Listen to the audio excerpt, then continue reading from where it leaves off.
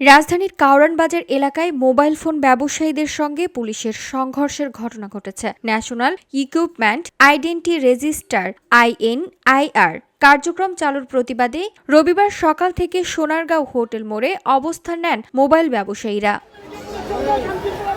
প্রত্যক্ষদর্শীরা জানান, বেলা 11:30টা থেকে ব্যবসায়ীরা পরিবার সহ সড়কে অবস্থান নিলে দুপুরের দিকে পুলিশ তাদের সরে যেতে নির্দেশ দেন। দুপুর 1:35 পর পরিস্থিতি উত্তপ্ত হয়ে ওঠে।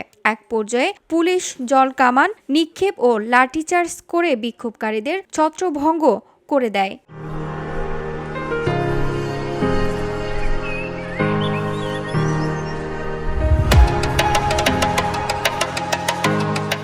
সংঘর্ষের সময় উভয় পক্ষের মধ্যে ইটপাটকেল নিক্ষেপের ঘটনাও ঘটেছে।